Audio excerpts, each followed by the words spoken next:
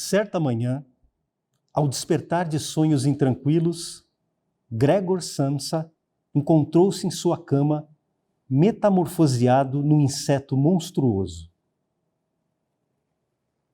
Essa é a primeira frase da novela A Metamorfose, de Franz Kafka. E é esse livro que nós vamos discutir hoje. Franz Kafka é um dos escritores mais importantes de todos os tempos. Vamos falar um pouco sobre ele antes de apresentar essa obra-prima da literatura universal que se chama A Metamorfose. Agora vem cá, imagine se você acordasse como o personagem de Franz Kafka, o Gregor Samsa. Imagine que você acordasse uma certa manhã transformado num imenso inseto, com um monte de perninhas, com um casco duro, com um corpo totalmente diferente daquele que você está acostumado. Imagine se você acordasse assim como ele. Esse início da obra de Franz Kafka é talvez um dos mais impactantes da literatura universal.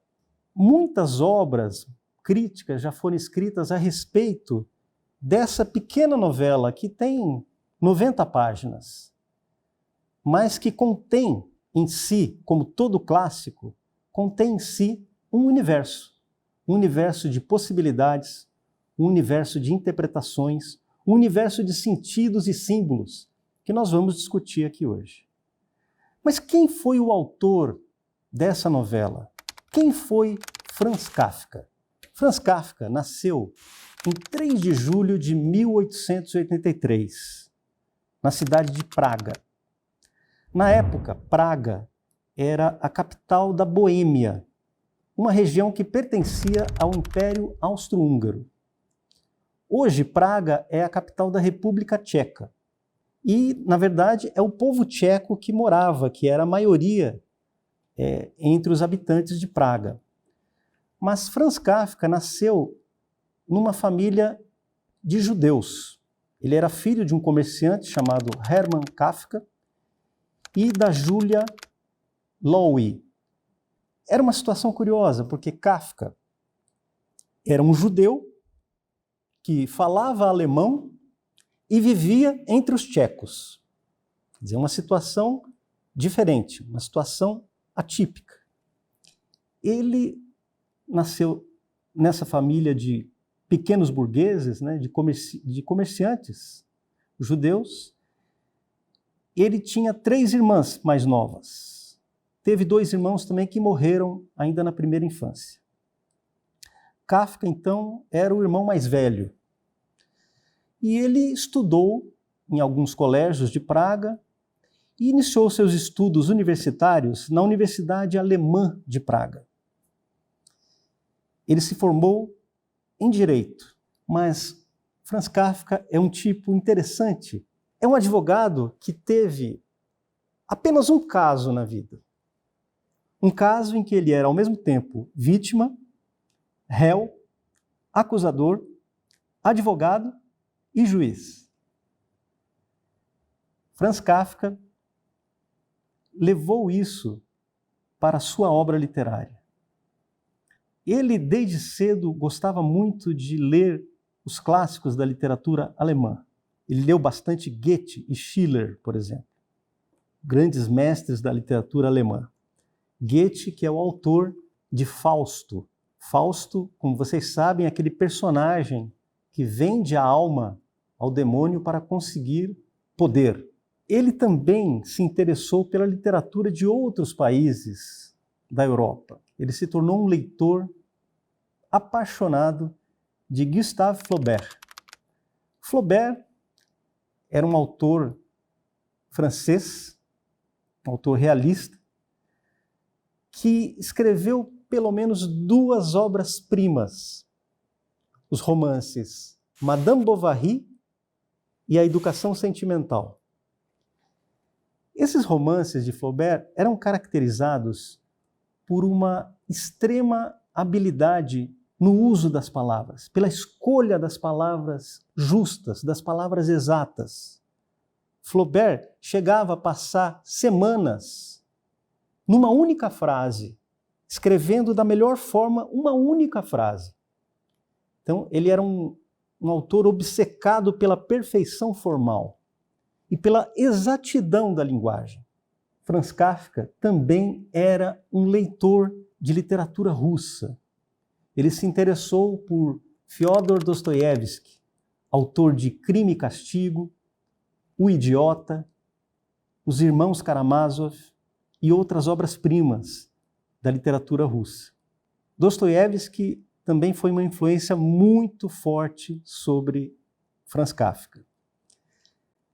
Mas havia ainda um autor russo chamado Nikolai Gogol, que era anterior a Dostoiévski, que escreveu uma obra chamada Almas Mortas, que ficou inacabada, que também influenciou bastante Franz Kafka. Mas existem dois contos de Gogol que talvez tenham influenciado Kafka de uma maneira especial. São eles o conto O Capote e O Nariz.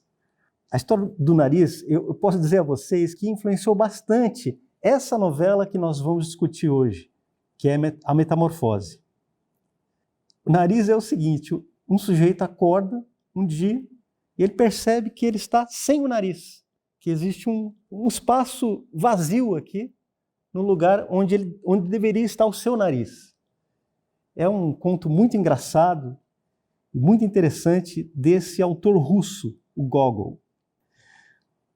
Franz Kafka também estudou a Cabala judaica e foi um grande apreciador do teatro judaico, que era falado em Yiddish. O Yiddish é uma língua que é falada pelos judeus da Europa Oriental e Central. Mas a influência mais importante sobre Franz Kafka talvez tenha sido o Antigo Testamento. A leitura do Antigo Testamento, a gente percebe durante toda a obra de Franz Kafka a presença dos livros do Antigo Testamento. Tanto do Pentateuco, né, que são os 5 primeiros livros da Bíblia, como dos livros de profetas, dos livros de salmos, dos livros sapienciais da Bíblia. Então, Kafka era um leitor, inclusive ele chegou a aprender hebraico para ler a Bíblia no original.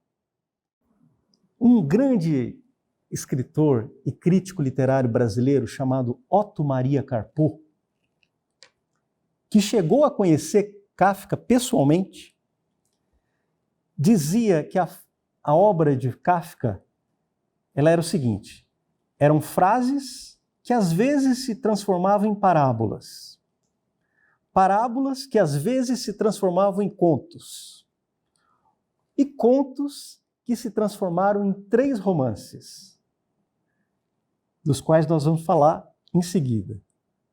Mas não era só isso. Franz Kafka também deixou os seus diários. Ele escrevia, durante alguns anos, ele escreveu um diário em alemão, que era a língua literária dele.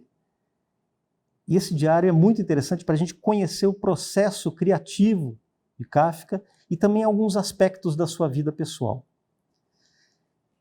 Outra obra que foi deixada pelo Franz Kafka foram as suas cartas. Então ele escrevia cartas para suas noivas, ele teve 3 noivas, 3 ou 4 noivas. E ele escrevia continuamente para essas moças. E essas cartas são consideradas obras-primas da literatura. Os 3 romances de Franz Kafka são O Desaparecido, que também é conhecido como América, O Processo e o romance O Castelo. São apenas esses 3 romances que ele produziu durante a vida, que ele escreveu durante a vida. Inclusive, O Castelo ficou inacabado, ele morreu antes de concluir O Castelo. Vamos falar ainda sobre esses romances que são muito importantes. Mas o Kafka tinha um problema. Ele era o filho mais velho. E o seu pai o comerciante Hermann Kafka, não aceitava que ele entrasse para a vida literária, que ele se tornasse um escritor. O pai dele nunca aceitou isso. Ele queria que o Kafka se dedicasse aos negócios da família. E isso causou uma relação muito tensa entre pai e filho. A certa altura, Franz Kafka escreveu uma carta para o seu pai, que é uma carta de mais de 100 páginas, em que ele fala sobre essas diferenças, esses conflitos que existiam entre os dois. Só que ele nunca teve coragem de enviar essa carta ao pai. E essa obra existe hoje, Carta ao Pai, e é considerada também uma obra-prima da literatura universal. Em 1912, nós podemos dizer que Kafka, ele tinha se formado já em Direito, ele até se doutorou em Direito, mas, como eu disse, nunca exerceu a profissão de advogado. Ele conseguiu um emprego numa empresa semi-estatal do Império Austro-Húngaro que se chamava Instituto de Seguros contra Acidentes de Trabalho de Praga. Então ele trabalhava aí. Mas a verdade é a seguinte, embora ele tenha sido considerado pelos seus colegas um bom funcionário, uma pessoa dedicada, muito simpática, muito cordial, Franz Kafka detestava o trabalho no Instituto de Seguros. O que ele queria mesmo é escrever. A ponto de, uma certa hora, ele conversou com a sua irmã mais nova, a Otla, que era considerada a sua irmã preferida. E a Otla fez o seguinte, alugou um quartinho numa rua de Praga chamada Rua dos Alquimistas. E lá o Kafka, depois do trabalho, depois que ele terminava o expediente lá no Instituto de Seguros, ele ia para esse quartinho, lá na Rua dos Alquimistas, e escrevia lá os seus contos, as suas obras literárias. Porque ele não conseguia escrever dentro da própria casa. Era difícil por causa dessa relação conflituosa com o pai. O pai não gostava que o filho escrevesse. A verdade era essa. Então, o Kafka fica nesse retiro que a irmã encontrou para ele. O curioso é que ele ficava ali, no lugar exatamente em que, na Idade Média, os alquimistas tentavam lá transformar o chumbo em ouro. E ficavam lá tentando criar suas fórmulas, né, para a transmutação da matéria. E, de certa maneira, o Kafka, centenas de anos depois, estava fazendo a mesma coisa, tentando transmutar aquela vida, aquele ambiente em que ele estava mergulhado, numa obra que vale ouro, uma obra clássica.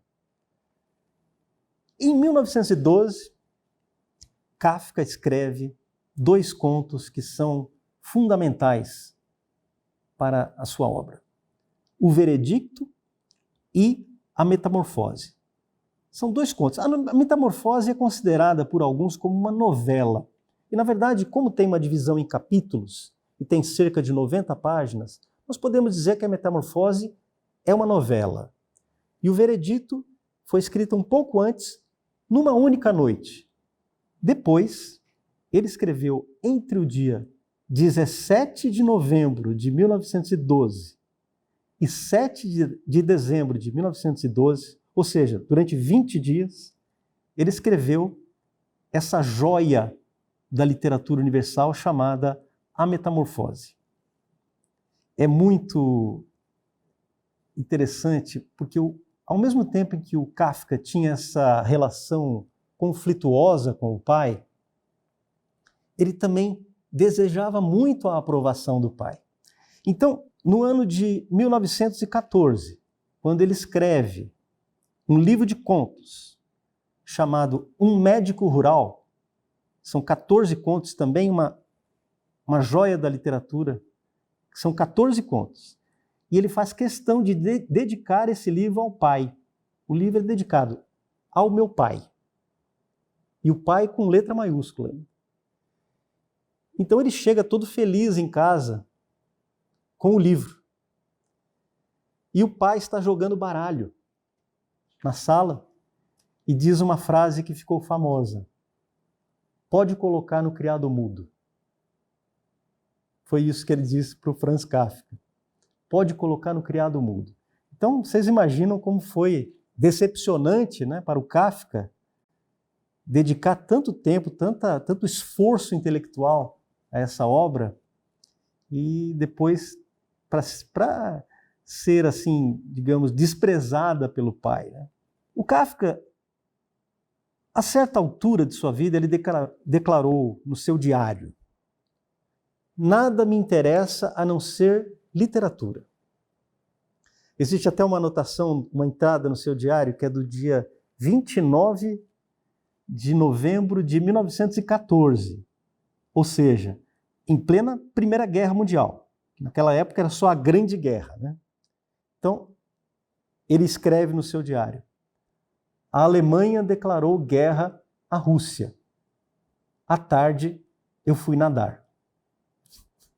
Isso mostra que, ao mesmo tempo, ele era um homem que acompanhava os acontecimentos do seu tempo, mas tinha uma vida própria, uma vida particular, uma vida interior muito intensa, que ele guardava para si mesmo. E ele era capaz de transitar entre o universo histórico, entre os acontecimentos da história e os acontecimentos do cotidiano, os acontecimentos da vida rotineira, da vida individual.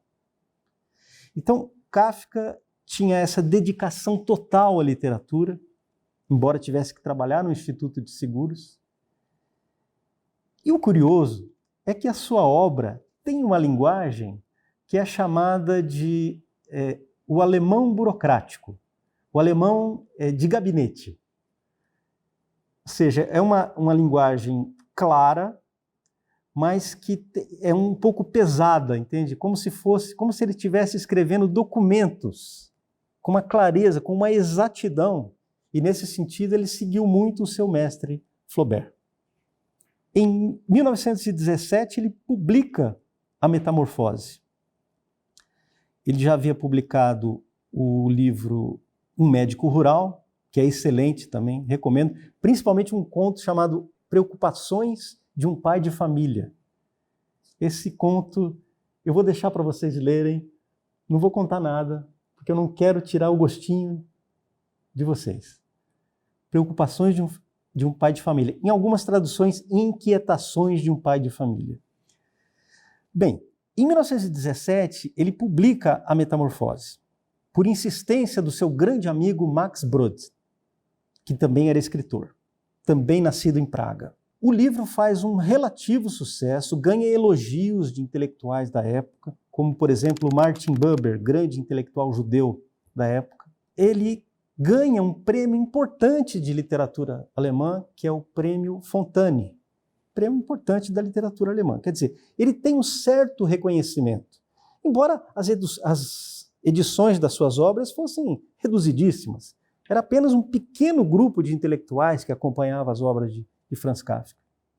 Ele publica A Metamorfose e em 1917, no mês de outubro, ele sofre a sua primeira hemoptise, ou seja, a primeira manifestação da tuberculose, que foi a doença que viria a matá-lo.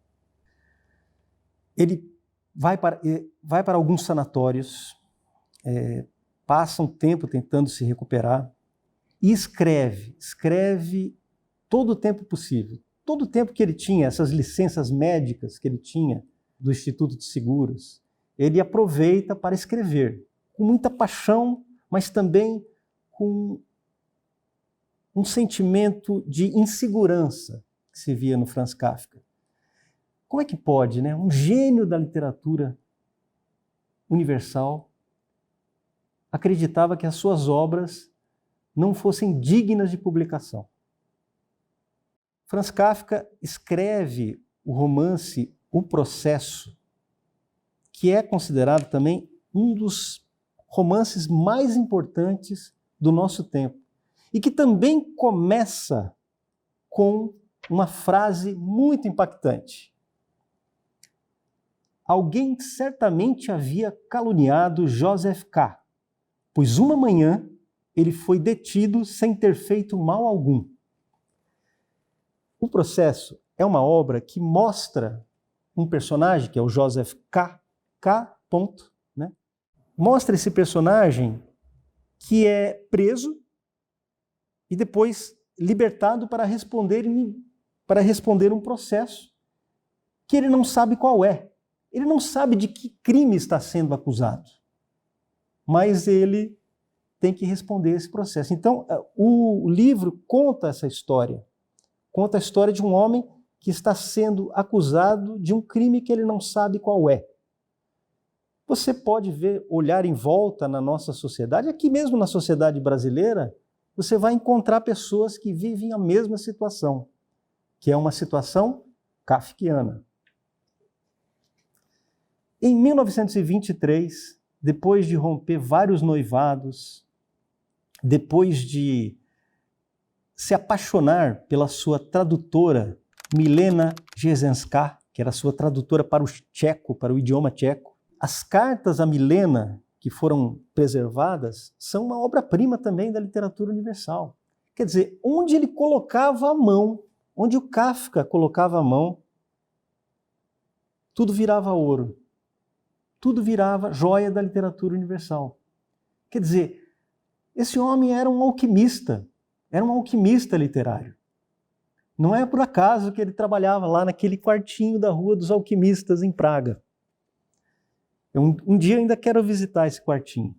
Ele faz, então, esse tratamento para a tuberculose. No ano de 1923, finalmente ele se liberta do emprego no Instituto para Seguros de Praga. Ele tem uma licença médica, né? Ele se aposenta, na verdade, para poder se tratar. Então ele muda-se. Ele viveu por apenas 1 ano e meio em Berlim. Foi o único período em que ele viveu fora de Praga, da cidade de Praga. Então ele vai, nesse 1 ano e meio, e lá ele tem uma namorada, com quem ele quer noivar, que é a Dora Diamant, tenta ali fazer o seu tratamento de saúde, e escreve algumas obras-primas. Por exemplo, a novela A Construção. A Construção é uma novela que é praticamente uma fábula moderna. Fala sobre uma toupeira que constrói, que fica cavando a sua toca, né? Com medo dos cachorros que passam, né? Ela cava, e cava tanto que de repente ela se perde dentro da sua toca e não consegue mais sair de lá. A Construção é considerada também uma obra-prima, foi uma das últimas obras que Franz Kafka escreveu. Franz Kafka morre em 3 de junho de 1924, um mês antes de completar 41 anos. Ele foi enterrado no cemitério judaico de Praga. Mas antes de morrer, ele fez um pedido a seu amigo Max Brod para que o seu amigo queimasse todas as obras que ele havia deixado. Para nossa felicidade, Max Brod não cumpriu o desejo do amigo. Ele resolveu preservar todas as obras de Kafka. Algumas, poucas, haviam sido publicadas. Mas, se não fosse o Max Brod, nós não teríamos o Processo, não teríamos o Castelo, não teríamos a Construção, não teríamos as cartas a Milena e não teríamos os diários, entre outras obras que Franz Kafka pediu para queimar. Se a gente fica pensando, né? Será que ele queria mesmo que as obras fossem queimadas? Porque se ele quisesse mesmo que as obras fossem queimadas, ele poderia fazê-lo pessoalmente, não é verdade? Por que ele pediu então para um amigo? Algumas grandes obras da literatura foram queimadas, né? Por exemplo, o segundo volume de Almas Mortas, de Gogol, que foi um grande ídolo de Kafka, foram queimadas, o segundo volume foi queimado pelo autor. Algumas grandes obras da literatura foram queimadas. Felizmente, Max Brod não queimou as obras-primas de Kafka.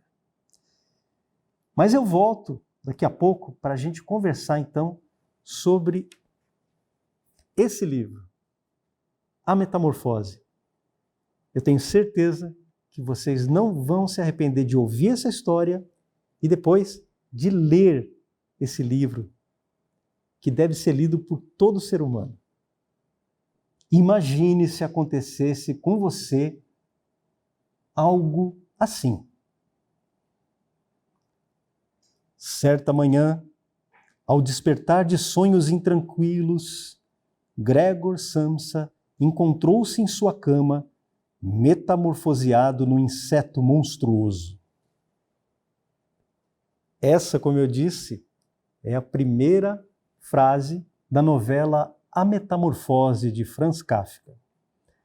Essa abertura aqui já foi objeto de muita discussão, já causou muita discussão entre críticos, entre leitores.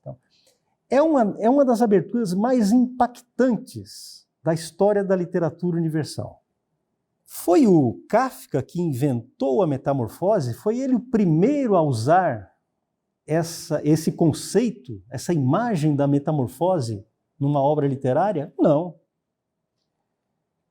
Se você pega os mitos gregos, a mitologia grega, você vai perceber que os deuses gregos, os deuses do Olimpo, frequentemente eles se transformam em outras pessoas ou até em animais. Eles têm esse dom da metamorfose. Todos os deuses gregos têm esse dom. Existe uma obra da literatura latina que se chama As Metamorfoses. Foi escrita por Ovídio. Então, se você for à literatura árabe, As Mil e Uma Noites, você vai encontrar lá também vários personagens que passam por metamorfoses. A ideia da metamorfose, que existe também em contos de fada, em fábulas, né? Ela não é nova na literatura. Mas o que é novo na literatura de Kafka? Particularmente, eu acho que é colocar a metamorfose numa situação absolutamente cotidiana. Quer dizer, o sujeito está acordando para trabalhar e ele se transformou num inseto monstruoso. Aí muita gente pode perguntar, mas e a barata, Paulo? Onde é que está a barata nessa história toda? Não tem barata. Essa é a notícia que eu gostaria de dar para vocês aqui. Todo mundo acha que na metamorfose do Kafka tem barata. Tinha até uma musiquinha lá nos anos 80, Vem cá ficar comigo, a barata e não sei o quê. O termo que ele utiliza em alemão é Ungeziefer. Ungeziefer. Ungeziefer significa inseto monstruoso ou bicho nojento, bicho asqueroso. Se você tiver que resumir numa palavra, pode ser verme, pode ser praga, pode ser alguma coisa nesse sentido, mas definitivamente não é barata. Até porque a descrição que ele faz do próprio corpo do personagem, você percebe que não é uma barata, não tem a forma de uma barata. E um escritor chamado Vladimir Nabokov, que além de escritor, era especialista em insetos, era entomólogo, inclusive descobriu algumas espécies de insetos novas, que tem o nome dele. O Nabokov deu uma aula, certa vez, falando sobre essa confusão da barata, do Kafka. E ele diz o seguinte: muitos falam em barata, o que claramente não faz sentido. Uma barata é um inseto achatado com grandes pernas. E Gregor não é nada achatado. Gregor é convexo em ambos os lados, barriga e costas, e as suas pernas são pequenas. Ele se parece com uma barata apenas no aspecto da coloração. Só isso. Por que que então as pessoas falam tanto que tem barata na obra do Kafka? Bom, primeiro porque não leram. Né? Você quer descobrir se o sujeito não leu a Metamorfose, é quando ele diz que tem barata na obra do Kafka. Não tem barata na obra do Kafka. É muito mais um besouro. O próprio Nabokov dizia que era um besouro. Um besouro, sabe aqueles besouros ou daqueles escaravelhos rola-bosta? Desculpe a palavra. Rola-bosta. Inclusive é dita na própria obra. Uma personagem diz algo parecido. Então, não fica bem claro se é um besouro, se é um escaravelho, que tipo de espécie é, mas definitivamente não é barata. Agora, vocês imaginem um sujeito acordando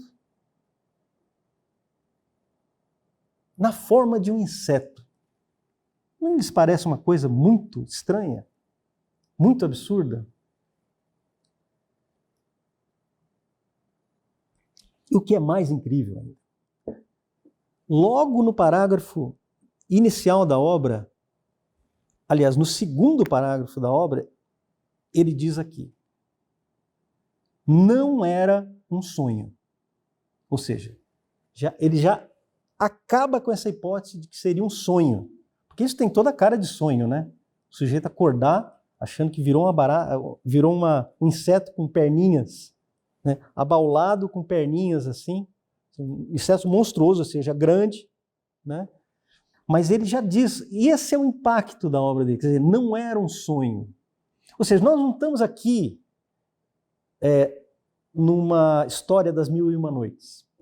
Nós não estamos aqui num conto de fadas ou num verso das Metamorfoses. Nós não estamos aqui numa história da mitologia grega. Se na história da mitologia grega um deus aparece com o formato de uma pessoa, se ele passa por uma metamorfose, você encara o fato com naturalidade. Mas aqui não é isso. Ele está lá dentro da casa dele. Ele é um trabalhador. Ele é um caixeiro viajante que mora com a sua família. Gregor Samsa é um caixeiro viajante que mora com a sua família. Ele vive lá, uma casa confortável, e é o arrimo da família. Então, moram na casa o Gregor Samsa, que é caixeiro viajante, vende tecidos. Moram o seu pai, o senhor Samsa, a sua mãe, a senhora Samsa, e a sua irmã Grete, que tem 17 anos. Então, ele é o arrimo de família, ele que sustenta toda a família, e nós vamos descobrir por quê. Logo no começo, ele começa a descobrir quem ele é, em quem ele se transformou. Ele se transformou num inseto que tem perninhas. Jogar a coberta para o lado foi bem simples. Ele precisou apenas inspirar um pouco e ela caiu sozinha. Teria necessitado fazer uso dos braços e das pernas, a fim de se levantar. Ao invés delas, no entanto, ele possuía apenas várias perninhas, que se movimentavam sem parar em todas as direções, e que ele, além de tudo, não conseguia dominar. Olha a situação do rapaz. E aí ele percebe, ele olha para o despertador e fala: meu Deus, eu estou atrasado. Eu tenho que pegar o trem das 6. E ele vê que já são 7h45. Ele já perdeu o trem. Então ele fica desesperado e vai tentar pegar o trem das 8. Mas ele não consegue nem sair da cama. E detalhe, ele se fechava dentro do quarto. Então os pais não conseguem ver que ele está nessa situação.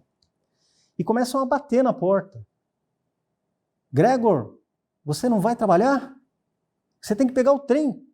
Você não vai trabalhar? E E ele responde alguma coisa rapidamente assim, diz, não, tá bem, eu já estou indo e tal.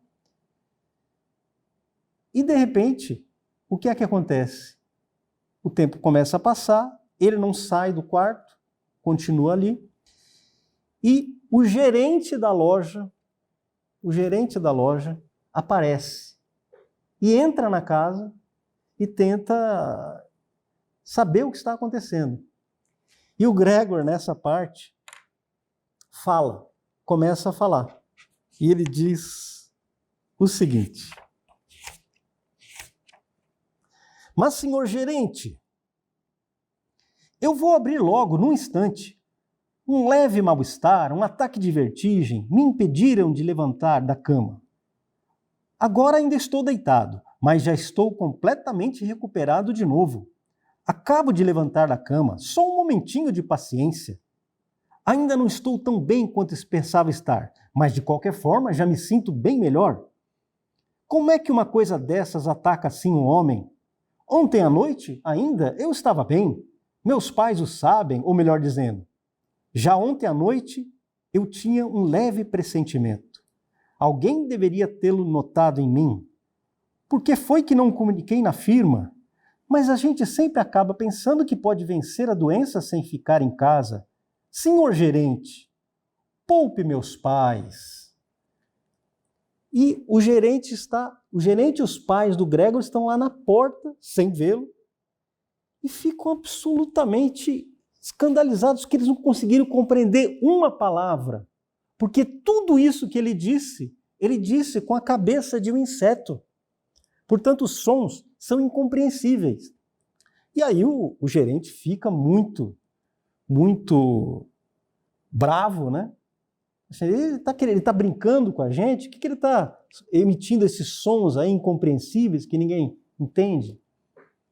E aí o Gregor faz o seguinte, vai até a porta e consegue com a boca abrir a porta.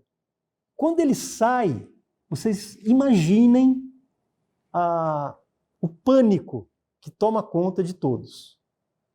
Do pai, da mãe e do gerente que sai correndo pela escada afora imediatamente. Quer dizer, aquele que eles esperavam que fosse o arrimo da família, né, um funcionário exemplar lá, acaba se transformando em um monstro. Essa situação é muito interessante porque o Gregor, como eu disse, ele é o arrimo da família. E, na verdade, ele está pagando uma dívida da família. A empresa em que ele trabalha, como caixeiro viajante, pertence a uma pessoa de quem o seu pai é credor. O seu pai tinha um negócio que faliu 5 anos antes. Depois que o negócio faliu, o pai ficou em casa, praticamente um inválido lá, sem fazer nada. A mãe também tinha problemas de saúde. E a irmã, que tinha 12 anos, na época da falência, fica ali. E ele tem que trabalhar para sustentar a família e para pagar a dívida que ele tem com o chefe. Esse Gregor parece ser um homem exemplar, vocês não acham? Poxa, ele trabalha para sustentar a família, vive o tempo todo ali, viajando, percorrendo as cidades, vendendo tecidos. A leitura que ele mais gosta de fazer é dos catálogos de tecidos. Ele gosta de ler os catálogos dos tecidos para vender melhor, para poder pagar a dívida da família e para poder sustentar a família também. E ele também tem um sonho. A irmã dele, a Gretchen, toca violino e ele quer mandá-la para um conservatório. Mas acontece isso, o Gregor se transforma em um inseto monstruoso. E aí ele passa a ser tratado como um doente repugnante. Então a irmã é a única pessoa que tem coragem de entrar no quarto dele e deixa a comida, na verdade restos de comida, no chão para ele. E ele vai comendo ali, ele vai tentando viver daquela maneira. ele fica se escondendo da família. Ele encontra um lugar muito confortável debaixo de um canapé, que é uma espécie de sofá, assim, né? Ele entra debaixo daquele canapé e fica ali, parado, quando a irmã vem arrumar o quarto e tudo mais. Ele começa a ser visto como um estorvo para a família. E o que acontece de repente? O pai, vai passando o tempo, o pai começa a se levantar de novo e vai trabalhar num banco. A mãe começa a costurar para fora. E a irmã também arruma um emprego numa loja comercial, um emprego de balconista. E eles assim começam a viver, a sustentar a própria família, fazer alguma coisa, né, para sair daquela situação difícil. Uma certa hora, eles decidem esvaziar o quarto da Gretchen. Ela vai dormir na sala de estar e eles convidam 3 inquilinos. 3 inquilinos passam a ser pensionistas ali da casa do Sansa. O Gregor Sansa, numa noite, ele ouve a irmã tocar violino. E estão lá os 3 inquilinos jantando e ficam muito contentes por ouvir a menina tocando violino, pedem que ela toque mais, ela vai tocar e o Gregor fica extasiado com aquele som, né, com aquela beleza da música, e ele resolve sair do quarto nessa hora. E nessa hora, ele aparece diante dos inquilinos. Os inquilinos ficam revoltados. Como é que o senhor escondia? Como é que o senhor não disse para nós que o senhor tem um monstro dentro de casa? E ficam revoltados. E isso acaba provocando revolta também no próprio pai e na própria mãe, que se voltam contra o Gregor. E a própria irmã, que até então era a figura mais próxima dele, ela se torna avessa ao irmão, avessa a Gregor. Uma certa hora, o pai fica revoltado com o filho e começa a atirar maçãs, pega as maçãs de uma cesta na sala e começa a atirar, bombardear o filho com maçãs. Uma delas se crava nas costas do Gregor e fica ali com um ferimento enorme. E o Gregor volta para dentro do quarto e fica lá no escuro do quarto. Até que, em certo momento, Gregor passa a ser considerado uma coisa. A irmã diz: nós temos de procurar nos livrar disso. Isso é o Gregor, é o inseto. Isso ainda vai acabar matando nós dois. Veja o momento em que isso acontecerá. Quando se tem de trabalhar tão pesado como nós todos, não se pode suportar, inclusive em casa, mais esse tormento eterno. Eu não aguento mais. É a filha falando para o pai. Isso. E o pai diz: se ele ao menos nos entendesse, então talvez fosse possível fazer um acordo com ele. Mas assim... E a irmã responde: isso tem de sair daqui. É o único meio, pai. Tu simplesmente tens de te livrar do pensamento de que é Gregor. Que tenhamos acreditado que era Gregor por tanto tempo, essa é que é a nossa verdadeira desgraça. Mas como é que pode ser Gregor? Se fosse Gregor, ele já teria compreendido há tempo que o convívio de seres humanos com um bicho assim não é possível.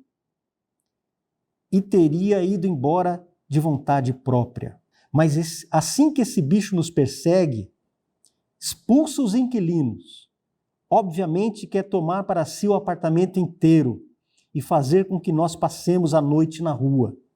Olha só, pai, ele já está começando de novo. E o Gregor começa a se movimentar porque ele está nervoso, ele não sabe o que está acontecendo e começa a se movimentar.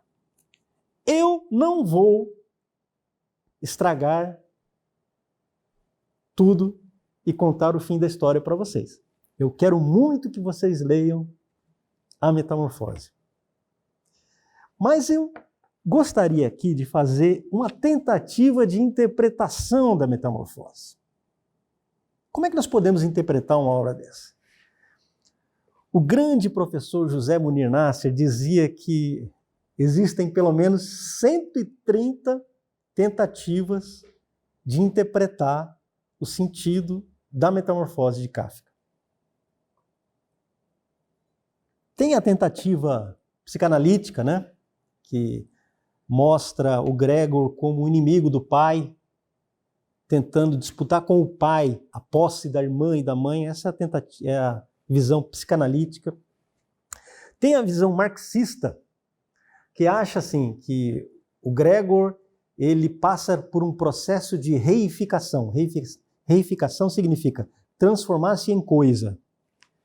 E que isso é provocado pelo trabalho, ou seja, pela exploração do trabalho, ele acaba se tornando uma coisa, que é o que acontece com todos os trabalhadores, né, que se reificam, que se transformam na mercadoria que eles próprios estão produzindo. Essa é uma outra interpretação. Mas eu considero essas interpretações muito reducionistas, muito limitadas. Uma obra como a do Kafka, ela tem que ser interpretada de maneira simbólica. E o simbólico é o oposto do diabólico. O simbólico é aquele que comporta vários sentidos, tá? Em que as coisas, as imagens, não têm apenas um sentido, mas uma confluência símbolo, ou seja, uma confluência de coisas, uma confluência de sentidos possíveis, e aí você tem, sim, uma interpretação mais profunda da obra. O diabólico é o contrário. O diabólico é o diávolo, aquele que divide, ou seja, aquele que só pega um aspecto da obra e delimita ali. Então, nesse sentido, a interpretação psicanalítica e a interpretação marxista são diabólicas, que elas dividem, elas limitam a interpretação de uma obra tão profunda como essa. Uma obra em que todas as palavras, todas, têm algum significado. Não existe palavra gratuita nas 90 páginas da Metamorfose. E nós temos duas excelentes traduções no português para a Metamorfose. Eu recomendo as duas. Essa do Marcelo Baques, que foi editada pela LPM, e a versão do grande professor Modesto Caroni. Ele traduziu quase toda a obra de Kafka, o professor Modesto Caroni, e a edição da Metamorfose pelo Modesto Caroni foi lançada pela Companhia das Letras. É excelente, tem um excelente pós-fácil também. Então essas duas, do Marcelo Bax e do Modesto Caroni, eu recomendo fortemente. O que eles preservam? O que o Modesto Caroni e o Bax preservam? Eles preservam essa extrema tensão do texto do Kafka. Ou seja, cada palavra tem um sentido, cada palavra está ali não por acaso, porque quer expressar alguma coisa, porque visa expressar alguma coisa. Então, qual eu acho que deve ser a interpretação da obra do Kafka? Existe um crítico literário canadense que eu já citei aqui para vocês, que era o Northrop Frye. E o Northrop Frye dizia que todas as obras da literatura ocidental, de uma maneira ou de outra, recontam episódios bíblicos, episódios da Bíblia. A Bíblia é, digamos assim, a fonte maior de toda a literatura ocidental. E para um grande leitor do Antigo Testamento como Kafka, não poderia ser diferente. Essa interpretação é uma interpretação que eu gosto muito. Não se trata aqui de discutir religião, tá? Eu estou fazendo uma leitura simbólico-literária da obra. Vocês todos devem se lembrar da história do Gênesis. O Gênesis, Adão e Eva. Por que Adão e Eva perdem o paraíso, são expulsos do paraíso? Porque eles são tentados pela serpente, que diz: olha, se vocês provarem do fruto da árvore do conhecimento do bem e do mal, vocês se tornarão como deuses, Vocês serão tão poderosos quanto Deus. A Eva vai lá, tira esse fruto, né, da árvore, que era o fruto proibido, dá uma mordida e oferece para o Adão. E nesse momento, eles perdem o paraíso. É a queda. É o chamado pecado original. O pecado original é um pecado de vaidade. Querer ser igual a Deus. Querer conhecer como Deus conhece. Querer viver como Deus vive. Esse é o pecado original. Então, existe aí uma dívida que logo os filhos de Adão e Eva, Caim e Abel. Caim se torna agricultor. Ele planta ervas do campo. Né? Ele é um agricultor. Ele cultiva a terra. Abel é pastor de ovelhas. Pastor de ovelhas, ou seja, ele é gregário, ele está sempre em movimento. O pastor tem essa característica, ele está sempre andando, sempre em movimento. E o Caim, ele tem que se fixar na terra para cultivar os frutos da terra. Os dois oferecem os seus sacrifícios a Deus, mas Deus se agrada mais dos sacrifícios de Abel. Por que será? Isso nós vamos saber depois. Caim se toma de inveja, chama o seu irmão para passear e pelas costas o mata. Esse é o primeiro crime, o primeiro assassinato da Bíblia. E Caim, ele não é punido por Deus, ele não encontra a morte. Deus, de certa maneira, o perdoa, mas diz assim, você vai ter que vagar pelo mundo agora, e ele faz um sinal na testa de Caim para que ninguém o mate. E Caim funda a primeira cidade, ou seja, a primeira sociedade humana. O que é que isso significa? A sociedade humana é baseada num ato de inveja. A política, isso que vocês estão vendo todos os dias, é fundada num ato de inveja. Porque Caim fundou a primeira cidade, a primeira polis, e daí que vem política. Então, a sociedade humana é baseada num ato de inveja, num crime de assassinato, num crime de morte, num crime de sangue. Mas Deus se esquece de Abel? Não. Por que que Deus preferiu o sacrifício de Abel? Porque, de certa maneira, quando ele ofereceu aquele cordeiro que ele criava, ele estava oferecendo simbolicamente o sangue, ou seja, a própria vida. Ele estava oferecendo a própria vida. Então, esse é o sacrifício agradável a Deus, quando você oferece a sua própria vida. E o que é que o Gregor Samsa estava oferecendo para a sua família? Para o seu chefe, no caso, que aqui simbolicamente é Deus. Ele estava oferecendo a sua própria vida. Ele estava se dedicando ao extremo para sustentar os seus velhos pais e para dar um bom destino à irmã, que era uma violinista e que precisava estudar no conservatório. Então ele estava entregando a própria vida. E essa dívida que a família dele tinha era o pecado original. Exatamente o pecado original. E o pai de Samsa é Adão. Representa Adão, que cometeu o pecado original. De certa maneira, aí vocês podem perguntar, mas o que isso tem a ver conosco? Por que o Kafka coloca essa história dentro de uma casa de pessoas comuns? Porque essa história se repete sempre. Se repete até hoje. A vida é marcada por essas injustiças. Quantas vezes na vida você vai passar por isso? Entende? Você é o melhor da sua empresa, você dá o sangue, você faz tudo, mas você é injustiçado.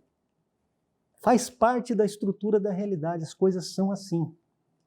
Mas teve uma pessoa que nos resgatou, que pagou já a nossa dívida. E por isso nós temos que nos alegrar. Infelizmente, Kafka não chegou a conhecer. Não sabemos, né? Não sabemos. De repente, ele pode ter conhecido. Mas ele não chegou a conhecer esse Cordeiro de Deus que redime o mundo. Kafka, como dizia o Otto Maria Carpo, que o conheceu pessoalmente, como eu disse, ele tem um ensaio magnífico sobre a obra e a vida de Franz Kafka.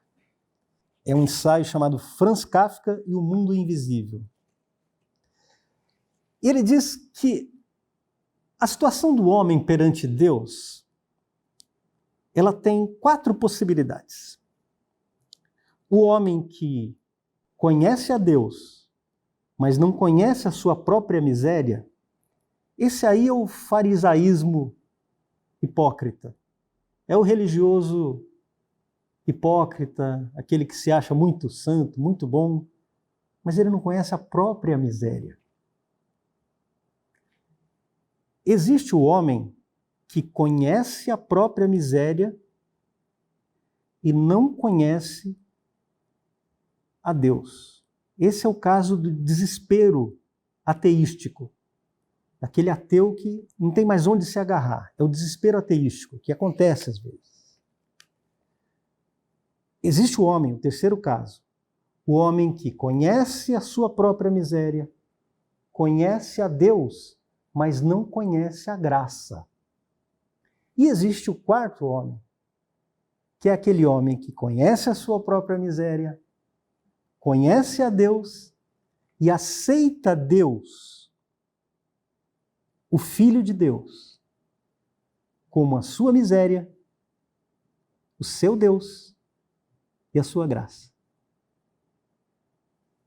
Franz Kafka era o terceiro caso.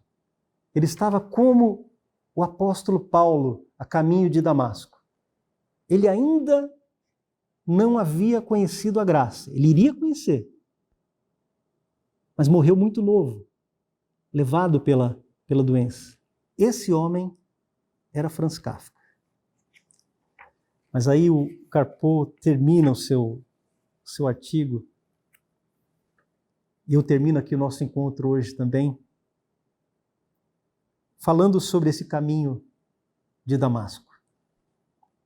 A obra de Franz Kafka é um indicador na direção do caminho de Damasco. Nela se lê o seu aforismo, cheio de aflição e de esperança. Quem procurar não encontrará. Quem não procurar será encontrado. E uma voz lhe responde por meio de Pascal: consola-te. Não me procurarias se já não me tivesses encontrado.